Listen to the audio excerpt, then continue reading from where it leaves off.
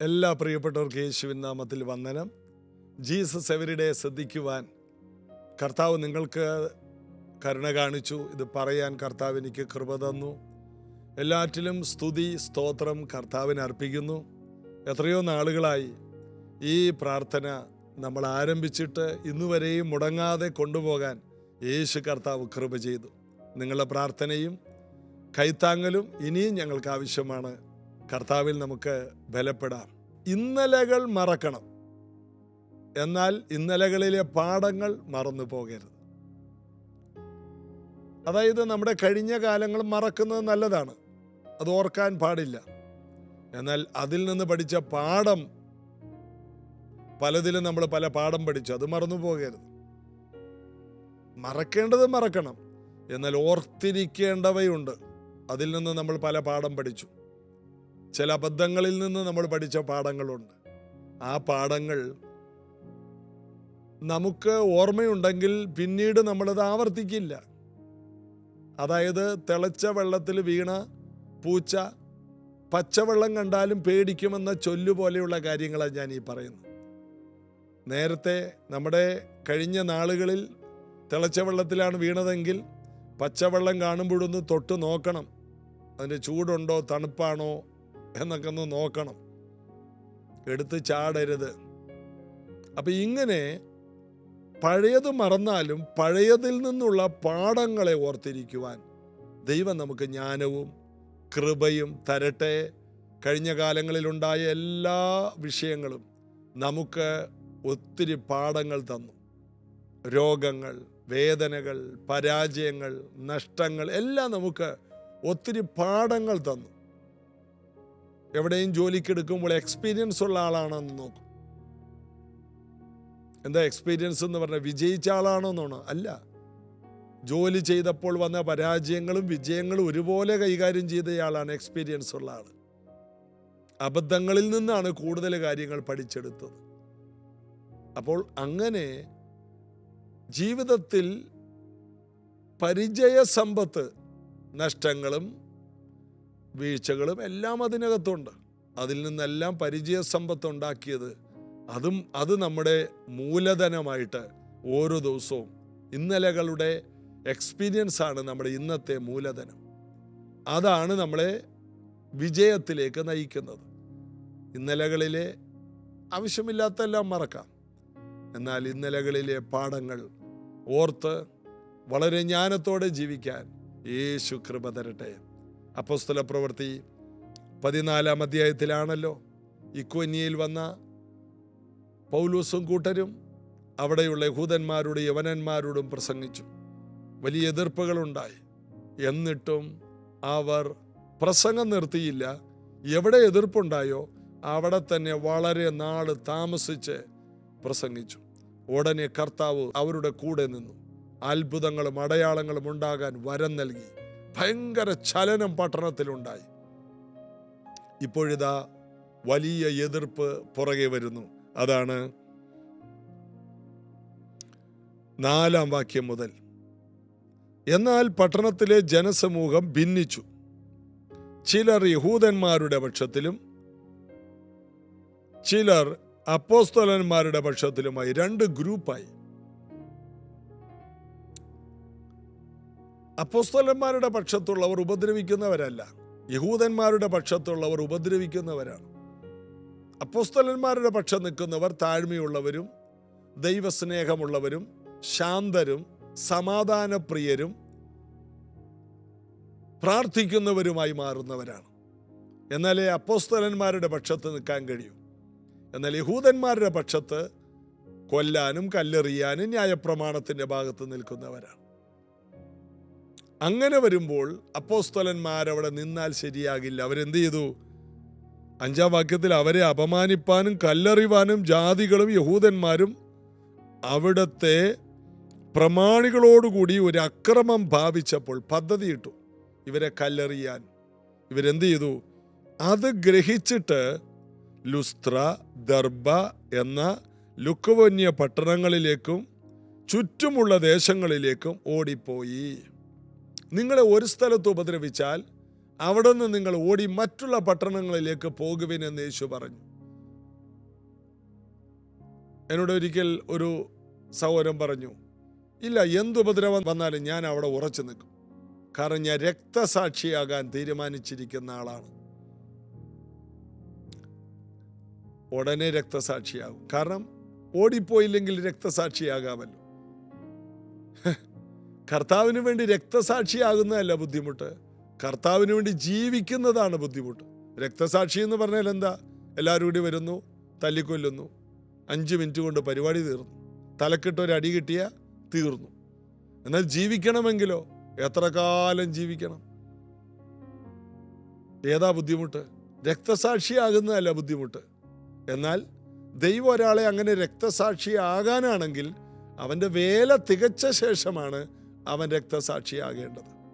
പത്രോസ് തൻ്റെ വേല പൂർത്തിയാക്കിയ ശേഷം, പൗലോസ് തൻ്റെ വേല പൂർത്തിയാക്കിയ ശേഷം രക്തസാക്ഷിയായി. തോമസ് അപ്പോസ്തലൻ യേശുവിൻ്റെ 12 ശിഷ്യന്മാരിൽ ഒരാളായ തോമസ് അപ്പോസ്തലൻ കേരളത്തിൽ വന്നു 7.5 സഭകൾ സ്ഥാപിച്ചതൊക്കെ നമുക്ക് അറിയാം. ഈ സഭകൾ വലിയ സമൂഹമായിരുന്നു. ഇത് സ്ഥാപിച്ച ശേഷം കേരളത്തെ മാറ്റിമറിച്ച ശേഷം അടുത്ത തമിഴ്നാട്ടിലേക്ക് താൻ കയറി, ഓരോ സ്റ്റേറ്റിലേക്കും കയറി. എന്നാൽ കേരളം കഴിഞ്ഞപ്പോൾ തമിഴ്നാടോടുകൂടി തൻ്റെ ശുശ്രൂഷ തമിഴ്നാട്ടിലേക്ക് കാലൂന്നി. അവിടെ സഭകളൊന്നും സ്ഥാപിക്കേണ്ടി വന്നില്ല. അതിനു മുമ്പ് തന്നെ ആരോ പുറകിലൂടെ വന്ന് കുത്തിക്കൊന്നു, മൈലാപ്പൂരിൽ വെച്ച് മരിച്ചു. കേരളത്തിന് വേണ്ടിയാണ് ദൈവം അയച്ചത്. വേല തീർന്നപ്പോൾ അദ്ദേഹം മാറ്റപ്പെട്ടു.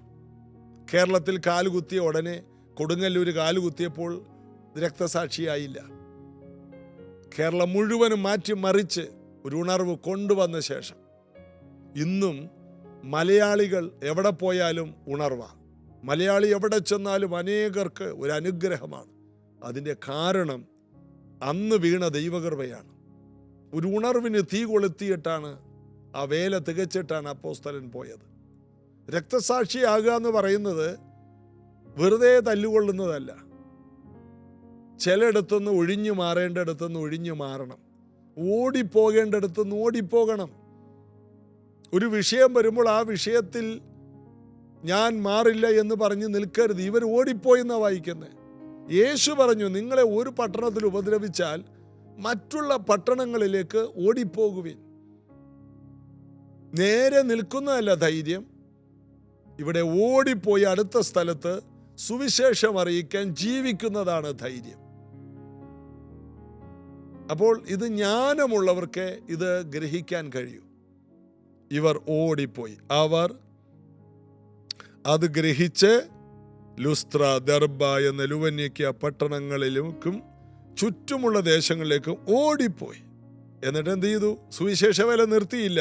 7-ാമത്തെ വാക്യം, അവിടെ സുവിശേഷം അറിയിച്ചു പോന്നു. ഇവർക്ക് സുവിശേഷം അറിയിക്കാതിരിക്കാൻ കഴിയില്ല. ഇരമ്യാവ് പറഞ്ഞതുപോലെ, ഞാൻ സംസാരിക്കാതിരുന്നാൽ എൻ്റെ അസ്ഥികളുടെ ഉള്ളിൽ കൂടി ഇത് വന്നിട്ട് എൻ്റെ അസ്ഥികൾ പൊട്ടിപ്പോകുന്നത് പോലെ എനിക്ക് ബുദ്ധിമുട്ടാണ്. എനിക്കിത് പറയാതിരിക്കാൻ കഴിയില്ല. ശരിയായ ക്രിസ്തീയ ജീവിതം സുവിശേഷം പറയാതിരിക്കാൻ കഴിയില്ല. സുവിശേഷം പറയുന്നില്ലെങ്കിൽ നാം ശരിയായ ക്രിസ്ത്യാനികളല്ല. ഒരു ക്രിസ്ത്യാനി, ഒരു ദൈവ പൈതൽ, ഒരു ആത്മനിറവുള്ള ഒരു വിശ്വാസി, ആ വിശ്വാസിക്ക് ഇതിനെ മാറ്റി നിർത്താൻ കഴിയില്ല. സുവിശേഷം അറിയിച്ചില്ലെങ്കിൽ അയ്യോ എനിക്ക് കഷ്ടം. സുവിശേഷം അറിയിച്ചാൽ ആണ് ഇവിടെ കഷ്ടം. ഇവർ സുവിശേഷം അറിയിച്ചപ്പോഴൊക്കെ അയ്യോ അവർക്ക് കഷ്ടം. നമ്മൾ പറയും അയ്യോ പാവങ്ങൾക്ക് എന്തൊരു കഷ്ടം. എന്നാൽ പൗലോസ് തിരിച്ചാ പറയുന്നത്, സുവിശേഷം അറിയിക്കാതിരുന്നാൽ ഞങ്ങൾക്ക് സഹിക്കാൻ പറ്റുന്നില്ല, അസ്വസ്ഥതയാണ്. ഞങ്ങൾക്കിത് പറയാതിരിക്കാൻ കഴിയില്ല. ഇത് ഞങ്ങളുടെ ഉള്ളിൽ നിന്ന് ജീവജല നദി പോലെ പുറത്തു വരുന്ന ഒന്നാണ്. ഇത് ഞങ്ങൾക്ക് അടക്കി വെക്കാൻ കഴിയില്ല.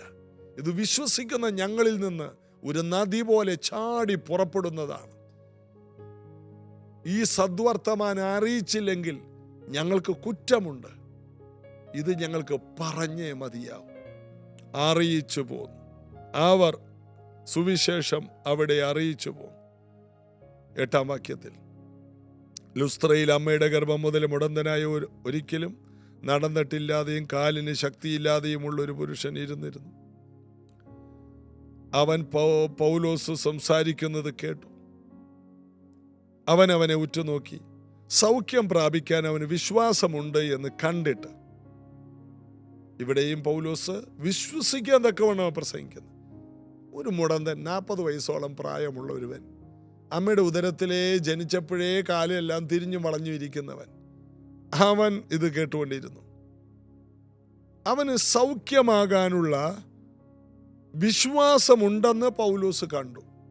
ചിലരുടെ മുഖത്തോട്ട് നോക്കുമ്പോൾ, ചിലരുടെ ആക്ഷൻ കാണുമ്പോൾ, ചിലരുടെ ഇരിപ്പ് കാണുമ്പോൾ, ചിലരുടെ കണ്ണുകളിലേക്ക് നോക്കുമ്പോഴറിയാം അവർക്ക് വിശ്വാസം ഉണ്ടായി വരുന്നുണ്ട്. ചിലരെ കണ്ടാൽ അറിയാം, ആ ഇരിപ്പ് കാണുമ്പോഴേ അറിയാം. പത്തനാപുരത്ത് 10 പച്ചത്തത്ത ഒത്തു ചത്ത് കുത്തിയിരുന്നത് പോലെ ഒറ്റ ഇരിപ്പ. കോട്ടുവായിട്ട് ഇടക്കിടക്ക് മൊബൈലിൽ നോക്കി, ഇടക്ക് വെളിയിലോട്ടൊന്ന് ഇറങ്ങിപ്പോയി പ്രാർത്ഥനയ്ക്ക് ഇരിക്കുന്നവരെ കണ്ടിട്ടുണ്ടോ? നമുക്ക് പറയാൻ ഉള്ള വചനം പോലും നമുക്ക് ഇങ്ങനെയുള്ളിടത്ത് പറയാൻ പറ്റില്ല. എന്നാൽ വിശ്വാസത്തിൽ കത്തി നിൽക്കുന്ന കണ്ണുകളുള്ള ഇടങ്ങളുണ്ട്. കേൾക്കുന്ന വചനം ചാടിപ്പിടിക്കുന്നവരുണ്ട്. അവിടെ നമ്മൾക്ക് ഒന്നും പറയാനില്ലെങ്കിലും പറയാൻ വന്നുകൊണ്ടിരിക്കും. ഇവിടെ പൗലോസ് നോക്കുമ്പോൾ ഒരുത്തൻ സൗഖ്യമാകാനുള്ള വിശ്വാസം അവനിൽ ഉണ്ടായി വരുന്നത് പൗലോസിന് കാണാൻ കഴിഞ്ഞു. അവൻ സൗഖ്യമാകാൻ റെഡിയായെന്ന് മനസ്സിലായി. പിന്നെ എളുപ്പമാണ്, പിന്നെ അടുത്തോട്ട് പോലും ചെല്ലണ്ട. പൗലോസ് എന്ത് പറഞ്ഞു? നീ എഴുന്നേറ്റ് കാലൂന്നി നിവർന്ന് നിൽക്കുക എന്ന് ഉറക്കെ പറഞ്ഞു. അവൻ കുതിച്ചെഴുന്നേറ്റ് നടന്നു. അമ്മയുടെ ഉദരം മുതലേ നടക്കാത്തവന്, വർഷങ്ങളായി നടന്നിട്ട് ജീവിതത്തിന്റെ പകുതി നടക്കാതെ തീർന്നവൻ, 40ഓളം വയസ്സുള്ളവൻ, ഇനി നടക്കാൻ ആരും പ്രതീക്ഷിക്കുന്നുമില്ല. ഇവന്റെ ഭാവി ഏകദേശം തീർന്നെന്ന് പറഞ്ഞപ്പോഴാണ് വചനം ഇവനിൽ ക്രിയ ചെയ്തത്. ഇവന്റെ പോയ ഭാവിയെ തിരിച്ചു പിടിക്കുകയാണ്. നഷ്ടപ്പെട്ട സംവത്സരങ്ങൾക്ക് പകരം ഞാൻ തിരികെ തരുമെന്നുള്ള വചനത്തിന്റെ നിവർത്തിയാണ് ഈ കാണുന്നത്. പോയതെല്ലാം ഇനി കിട്ടാനൊന്നുമില്ലെന്ന് വിചാരിച്ചപ്പോൾ അവൻ എഴുന്നേറ്റു. വചനം എല്ലാം മടക്കി തരും, ജീവിതം മടക്കി തരും. വചനം നിനക്ക് വേണ്ടതെല്ലാം മടക്കി തരും. ഈ വചനത്തിൽ വിശ്വസിക്കുന്ന ആരും ഒരു നാളും ലജ്ജിക്കില്ല. അവൻ എന്ത് ചെയ്തു? അവൻ കുതിച്ചെഴുന്നേറ്റു. പതുക്കെ എഴുന്നേറ്റെന്നല്ല, ആരെങ്കിലും പിടിച്ചവൻ എഴുന്നേൽപ്പിച്ചു എന്നല്ല, അവൻ തന്നെ എഴുന്നേറ്റു. വളഞ്ഞു തിരിഞ്ഞിരുന്ന കാലുകളെല്ലാം, അസ്ഥികളെല്ലാം നേരെയായി. വൈദ്യശാസ്ത്രത്തിന് കഴിയാത്തത്, അന്നും ഇന്നും കഴിയാത്തത്, ഒരു മനുഷ്യനെ എഴുന്നേൽപ്പിച്ച് നടത്താൻ ഇന്നും വൈദ്യശാസ്ത്രത്തിന് കഴിയില്ല. അന്നും ഇന്നും കഴിയാത്ത കാര്യം 2000 വർഷങ്ങൾക്ക് മുമ്പ് സുവിശേഷത്തിന്റെ ശക്തിയാൽ സംഭവിക്കുന്നത് നമുക്ക് കാണാം. ഇത്ര ശക്തിയേറിയ ഈ സുവിശേഷമാണ് ദൈവം നമ്മുടെ വായിൽ തന്നത്. ഇത് പറയുമ്പോൾ പ്രത്യാശ നഷ്ടപ്പെട്ടു പോയവർക്ക് ജീവിതമുണ്ടാവുകയാണ്. ആയിരങ്ങൾക്ക് ജീവിതം കൊടുക്കുവാൻ ദൈവം വിളിച്ചവരാണ് നാം ഓരോരുത്തരും. പ്രാർത്ഥിക്കാം. യേശുവേ, ഞങ്ങൾ മുഖാന്തരം ആയിരക്കണക്കിന് ജീവിതങ്ങൾക്ക് അവരായിരിക്കുന്ന തകർച്ചകളിൽ നിന്ന് എഴുന്നേറ്റ് നടക്കാൻ, ശേഷിയുണ്ടാകാൻ ഞങ്ങളെ ഒരു ഉപകരണമാക്കി മാറ്റണമേ. ഞങ്ങൾ പറയുന്ന വചനത്തിലൂടെ അനേകർ എഴുന്നേൽക്കട്ടെ. അവരുടെ തളർന്ന അവസ്ഥയിൽ, അവരുടെ മരിച്ച അവസ്ഥയിൽ നിന്ന്, അവരുടെ തകർന്ന അവസ്ഥയിൽ നിന്ന് ഇനി ഒരിക്കലും എഴുന്നേൽക്കില്ല എന്ന് ലോകം പറയുന്നിടത്തും സുവിശേഷം അനേകരെ എഴുന്നേൽപ്പിക്കുമല്ലോ. കർത്താവ് അത് ചെയ്യണം. ഈ വചനം കേട്ടുകൊണ്ടിരിക്കുമ്പോൾ കാലുകൾക്ക് ബലമില്ലാത്തവരും, കൈകൾക്ക് സ്വാധീനമില്ലാത്തവരും, ഒരു വശം തളർന്നു പോയവരും ഇത് കേൾക്കുന്നുണ്ട്. യേശുവിൻ്റെ നാമത്തിൽ അവർ സൗഖ്യം പ്രാപിക്കട്ടെ. അവർ കുതിച്ചെഴുന്നേറ്റ് നടക്കട്ടെ. വർഷങ്ങളായി കട്ടിലിൽ കിടക്കുന്നവരിത് കേൾക്കുന്നുണ്ടല്ലോ. യേശുവിൻ നാമത്തിൽ ഇത് കേട്ടുകൊണ്ടിരിക്കുമ്പോൾ തന്നെ അവരിൽ ശക്തി, യേശുവിൻ്റെ വചനത്തിൻ്റെ ശക്തി വ്യാപരിക്കട്ടെ. അവർ കുതിച്ചെഴുന്നേറ്റ് നടക്കട്ടെ. കർത്താവിൻ്റെ കരം ചലിക്കണം. രോഗികൾ ഇപ്പോൾ സൗഖ്യമാകണം. അന്യായ ബന്ധനങ്ങൾ അഴിഞ്ഞു മാറട്ടെ. വലിയ ആഘോഷങ്ങൾ ഓരോ കുടുംബങ്ങളിലും ഉളവായി വരട്ടെ, യേശുവിൻ നാമത്തിൽ. ആമേൻ.